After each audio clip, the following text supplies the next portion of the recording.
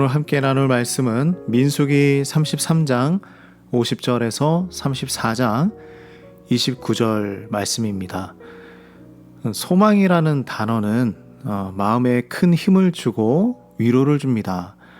험난한 광야를 40년간 방황했던 이스라엘 백성들이었지만 이들에게는 소망이 있었습니다. 하나님께서 새로운 정착지를 약속해 주셨기 때문이죠. 그곳은 바로 가나안 땅입니다. 이스라엘 백성들이 살아가야 할 약속의 땅이죠. 하나님은 가나안 땅의 경계를 알려주셨습니다. 이 경계를 알려주신다는 것은 이제 소유할 땅이 바로 눈앞에 있다라는 말씀이죠. 하나님의 약속이 이루어지기 바로 직전입니다. 그래서 이스라엘 백성들에게 지금 필요했던 것은 무엇이었냐면 바로 믿음이었습니다. 믿음은 보이지 않는 것을 신뢰하는 마음입니다. 이스라엘 백성들은 지금 여기까지 오기 전에는 하나님의 약속이 막연해 보였습니다.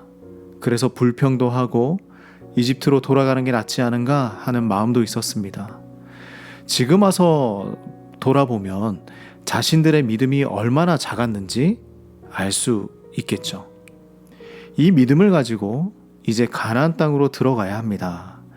그런데 한 가지 문제가 있었어요.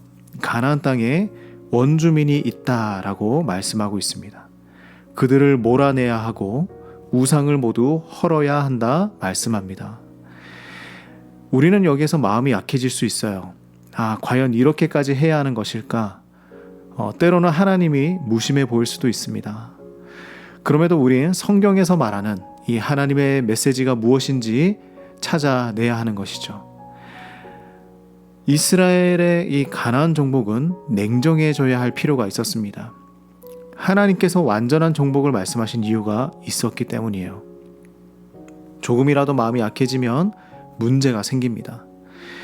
하나님은 이 가나안 땅에서 완전한 거룩함을 원하셨습니다. 하나님과 우상이 함께 있을 수 없었습니다. 그러나 우리가 잘 알고 있듯이 이스라엘은 완전한 정복을 하지 못해서 결국에는 가나안 사람들로 인해 재앙을 맞게 됩니다. 그리고 그들의 나라가 분열되고 무너지기까지 합니다. 하나님께서 이토록 가나안 사람과 우상과 함께하지 못하게 한 이유를 우리는 찾을 수 있는 것이죠. 가나안 사람들을 모두 쫓아내고 그들이 만든 우상도 부수고 헐어야 했습니다. 그 다음 하나님께서 각 지파에게 나누어 주신 땅에서 살아가야 하는 것이죠. 왜냐하면 그곳에도 여전히 죄의 유혹이 있고 고통과 슬픔이 있기 때문입니다. 그래서 우리는 하나님의 나라를 소망에 품고 살아가야 합니다. 이스라엘에게 주신 이 가나안 땅은 예수님으로 완성되는 완전한 하나님의 나라를 조금만 맛보게 해주었을 뿐입니다. 이미 우리에게 시작된 이 하나님의 나라이지만 아직은 완성되지 않았습니다. 그동안 그러면 우리는 무엇을 해야 하는가? 예수님을 따르고 하나님의 나라를 모르는 사람들에게 복음을 전하며 살아가야 하는 것이죠. 하나님은 이스라엘 백성에게 구체적으로 보여주십니다. 보이지 않던 것을 이제 보게 해 주셨습니다. 막연하게 느껴졌던 약속을 확신으로 바꾸어 주셨습니다. 우리도 지금은 하나님 나라가 막연할 수 있습니다. 그러나 그 하나님의 나라는 눈앞에 다가오고 있습니다. 이 땅에서의 삶이 바쁘더라도 우리 조금은 눈을 들어 하늘을 바라보기도 하고 우리의 마음에 하나님의 나라를 품어보기도 하는 시간을 갖기 원합니다. 이스라엘 백성이 가나안 땅을 들어가기 전에도 그들에게 필요했던 것은 하나님을 향한 온전한 믿음이었습니다. 믿음이 없으면 볼 수 없는 것이죠.